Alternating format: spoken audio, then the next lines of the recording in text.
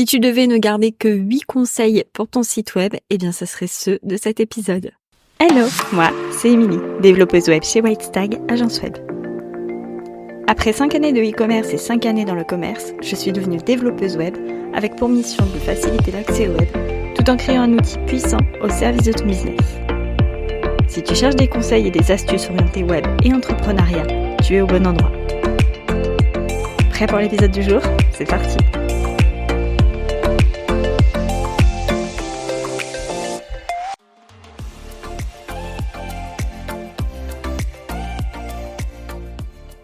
Hello, je suis super contente de te retrouver pour ce nouvel épisode de podcast, cet épisode anniversaire puisque cet épisode marque les 3 ans de Stag, Stop and Take a Gin.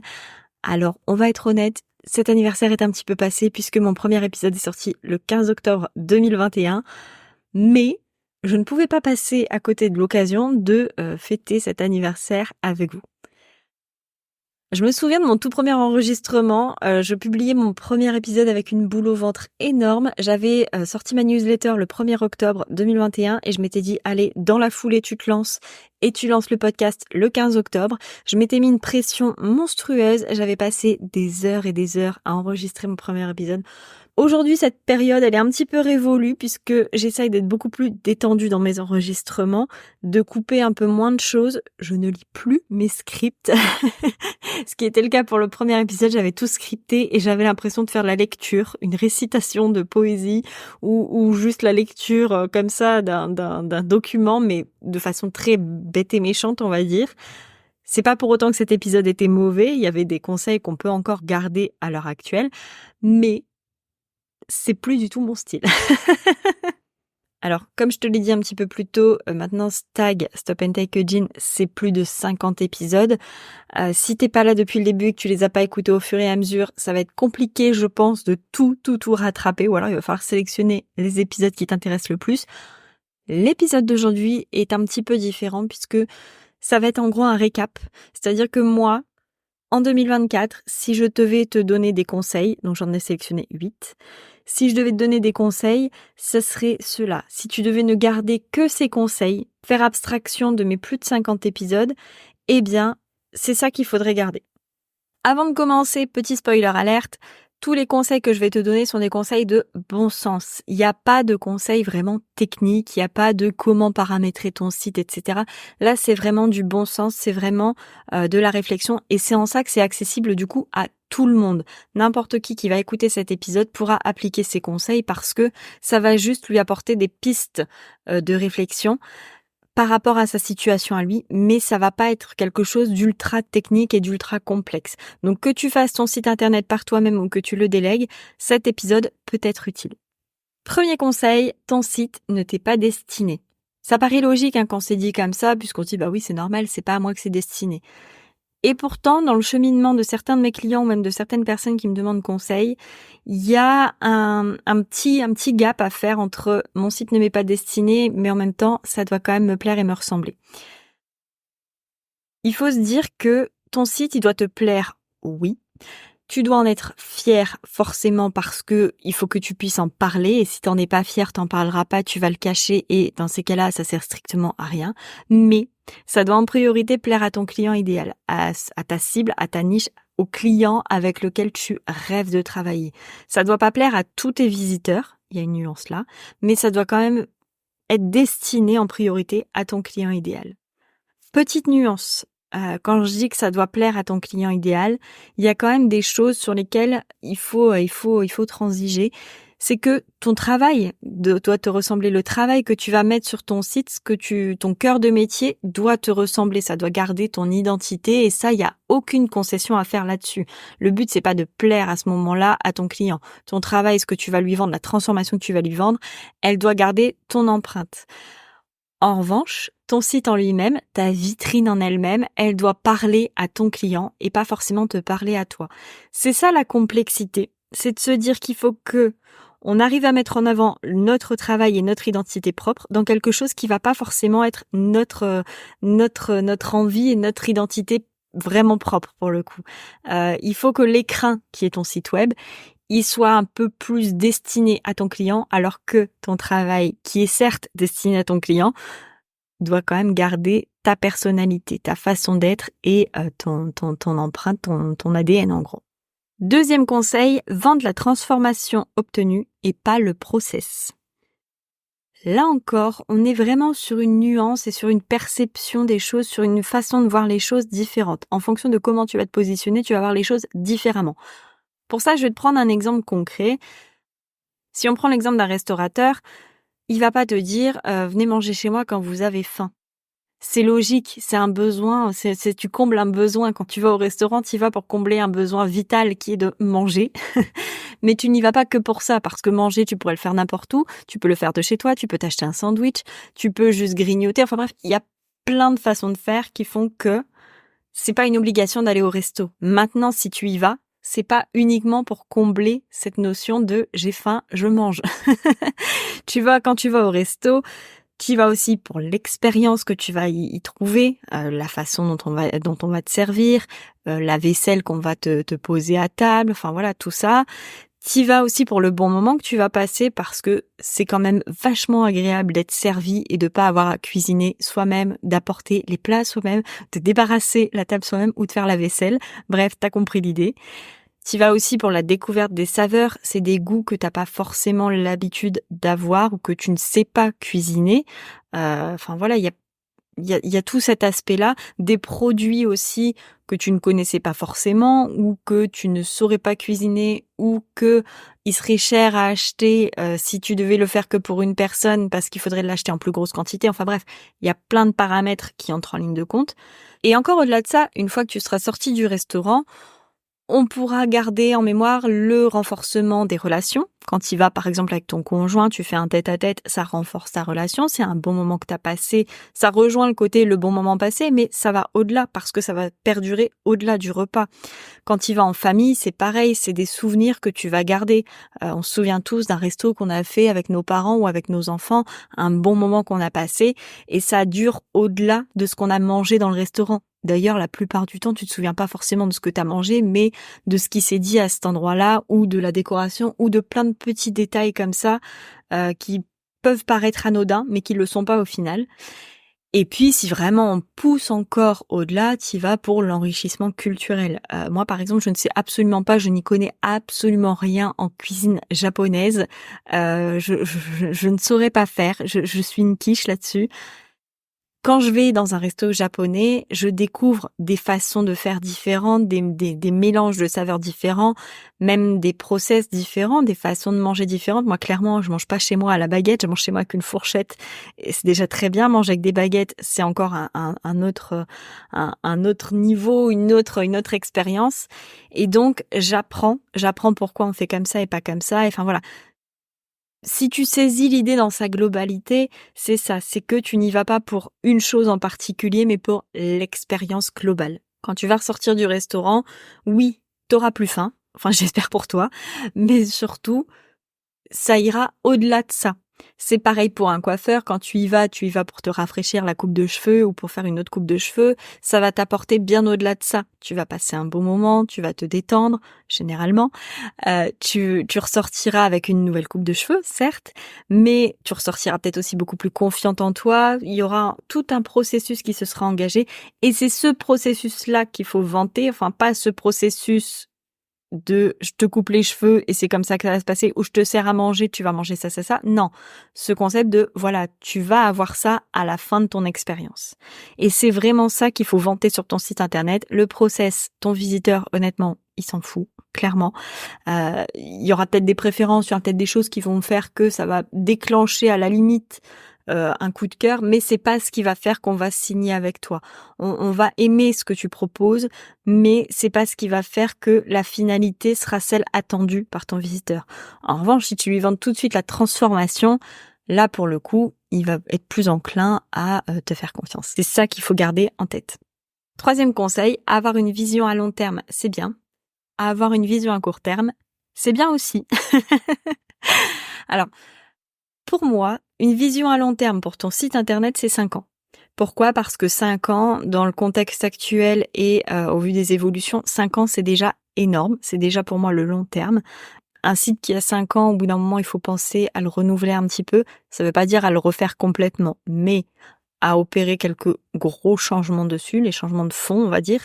Donc, avoir une vision à long terme, pour moi, pour un site internet, c'est 5 ans. Maintenant, il faut pas que cette vision à long terme, elle t'empêche de passer à l'action. Voilà. Il faut pas que tu te dises, bon, alors dans 5 ans, mon site il sera comme ça, mais ça, je l'ai pas encore maintenant, donc je vais attendre d'être dans 5 ans pour pouvoir le lancer. Je vais attendre d'avoir cet élément-là pour le lancer. Si on prend un exemple concret, ça pourrait être par exemple un professeur de sport, de fitness, de ce que tu veux, qui se dirait, voilà, moi dans 5 ans, je vais avoir ma propre application avec mes propres exercices et vendre mes propres cours en ligne sur une application mobile. Mais pour l'instant, j'ai pas encore mon application mobile, j'ai pas encore mes cours de tournée et j'ai pas encore ce qu'il me faut pour pouvoir arriver à ce but. Donc, je ne fais rien. Sauf que, en attendant, tu peux quand même vendre tes cours différemment. Tu peux quand même parler de tes cours, tu peux parler de ce que tu fais, tu peux même mettre en avant certains de tes clients, certaines transformations que tu as déjà opérées, et donc t'es pas obligé d'attendre d'avoir ton application mobile pour pouvoir créer ton site internet. Il faudra faire évoluer ça après. 4e exemple, on va rejoindre un petit peu mon petit 3 avec un pas après l'autre, un jour après l'autre. Alors oui, c'est pas parce que tu n'avais pas cette fameuse application que du coup tu ne peux pas créer ton site. Et en même temps, il va forcément falloir que ton site se construise petit à petit. Il va falloir qu'il évolue. Forcément, le site que tu as créé quand tu avais 1 an d'entrepreneuriat, ça sera pas le même que quand tu en auras 5. Ça veut pas dire qu'il sera complètement différent, ça voudra dire qu'il contiendra plus de choses. Forcément, il va contenir un petit peu l'historique, on va dire, de ton entreprise. Il va suivre les évolutions de ton entreprise.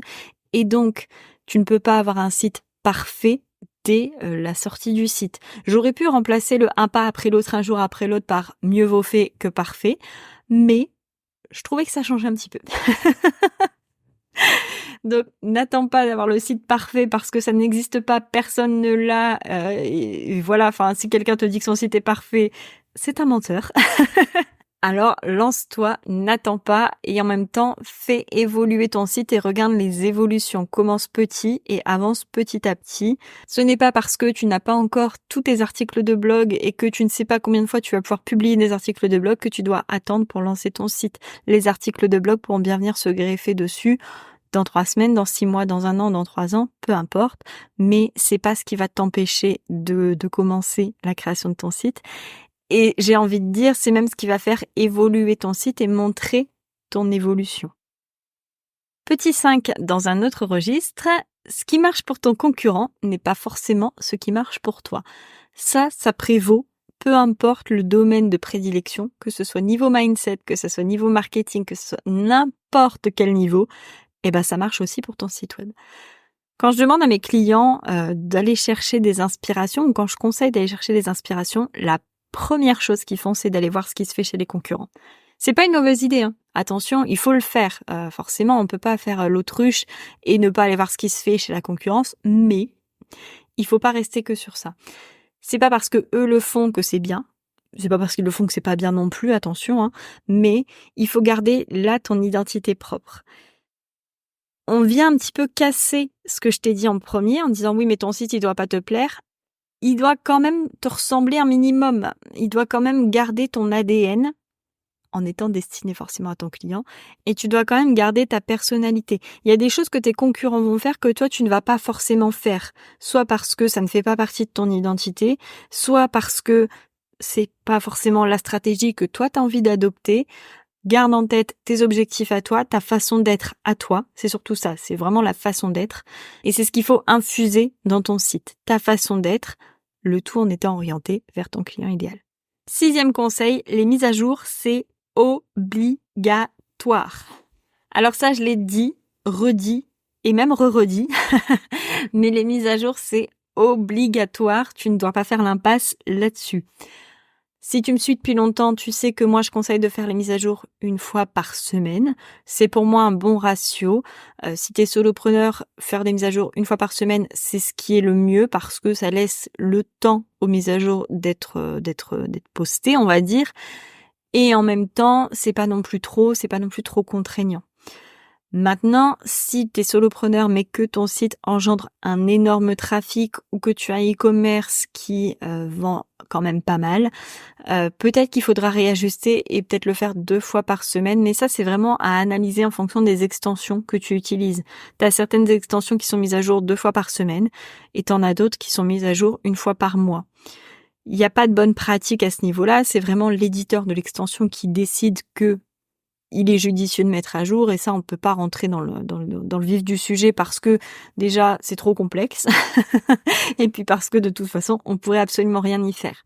Donc les mises à jour c'est obligatoire, c'est 1 fois par semaine pour avoir quelque chose de correct et surtout une extension qui n'a pas été mise à jour depuis plus de 6 mois, c'est une extension qui doit être purement et simplement supprimée. 6 mois, l'extension est obsolète, on ne la garde pas, c'est trop dangereux. 7e conseil, ton site est un outil et pas une fin en soi. Pour certains entrepreneurs, avoir un site, c'est comme le Graal. C'est avoir découvert le Graal et c'est genre, t'as atteint un stade super, c'est vraiment, t'es bien quand t'as ton site. Absolument pas. Ton site, il doit te servir de marche, ça doit être un tremplin pour la suite de ton business, il doit servir ton business, mais ce n'est pas l'ultime récompense de ton entreprise. Et souvent, c'est vu comme ça parce que les entrepreneurs attendent avant de créer leur site pour plusieurs raisons, parce que ça a un budget, ça représente quand même beaucoup de budget.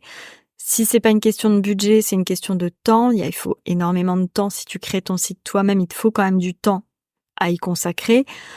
Parce que ça peut aussi parfois faire peur, parce que souvent on ne sait pas quoi dire dessus, parce qu'on pense qu'on n'a pas ce qu'il faut à mettre dessus. Et donc, certains entrepreneurs voient ça en se disant, bah voilà, ça y est, à partir d'un certain stade, j'ai fait mon site, ouf, une étape de passé, je suis tranquille avec ça. Absolument pas. Ton site, c'est un outil, il doit te servir, il doit servir ton business, il doit bouger, il doit évoluer. Et donc, si il sert juste de trophée, j'ai envie de te dire, c'est qu'il y a eu à un moment donné une erreur de casting. C'est qu'à un moment donné, quand tu as fait tes recherches pour ta création de site, t'es passé à côté de l'essentiel, souvent à côté de ton client idéal ou des offres que tu peux offrir, enfin en tout cas de la transformation que tu peux offrir. Généralement, ça vient de là. 8e et dernier conseil, se nicher est une bonne idée. C'est quelque chose qui fait extrêmement peur, le fait de se nicher, de définir une cible, un lot de clients idéaux, ça fait parfois peur. Et pourtant, j'ai envie de te dire, et ça rejoint mon dernier épisode de podcast sur le client idéal, parler à tout le monde, c'est parler à personne, c'est exactement ça. Il faut savoir se nicher. Alors, on n'est pas obligé d'avoir une seule niche, c'est ça la nuance. Là encore, on est sur une affaire de nuance, de perception. Se nicher, oui. Se nicher bien, forcément. Mais on n'est pas obligé de se cantonner à une seule niche. On peut avoir différentes niches, à condition qu'elles soient chacune bien définies et que chacune trouve leur place sur ton site. C'est hyper important. On mélange pas tout. Si vraiment les niches sont extrêmement différentes et sont aux antipodes, on va pas pouvoir les mélanger sur le site. Ou en tout cas, on peut, mais ça n'aura aucun intérêt. Il va falloir que chacune ait sa partie du site dédiée. Et ça, c'est hyper important, c'est de vraiment bien définir à qui on va s'adresser. On rejoint le principe du client idéal, mais je trouvais que c'était hyper important de le rappeler dans la mesure où on peut avoir plusieurs niches et qu'il faut à chaque fois vraiment bien les définir. Pour résumer cet épisode, si tu es en cours de création de ton site internet ou en cours d'amélioration ou même carrément de refonte de ton site internet, c'est ces 8 conseils-là que tu vas devoir garder. Je te les redonne rapidement sans les détailler, mais premièrement, ton site ne t'est pas destiné. Deuxièmement, vante la transformation obtenue et pas le process. Troisièmement, avoir une vision à long terme, c'est bien, mais avoir une vision à court terme, c'est bien aussi. Quatrièmement, un pas après l'autre, un jour après l'autre. Cinquièmement, ce qui marche pour ton concurrent n'est pas forcément ce qui marchera pour toi. Sixièmement, les mises à jour, c'est obligatoire. Septièmement, ton site est un outil et pas une fin en soi. Et enfin, huitièmement, se nicher est une bonne idée. Avec cette feuille de route-là, avec ces petits mantras-là, et j'espère qu'ils vont te marquer et que tu vas réussir à les retenir. Si c'est pas le cas, essaye de les noter quelque part. Mais avec ces petits mantras-là, tu devrais avoir une feuille de route assez claire pour ton site web. C'est la fin de cet épisode anniversaire. Nous, on se retrouve dans 15 jours pour un nouvel épisode. En attendant, et comme à chaque fois, je te souhaite une très belle soirée, une très belle nuit, un très beau week-end, une très belle semaine. Bref, peu importe quand tu écoutes cet épisode, et je te dis à tout bientôt.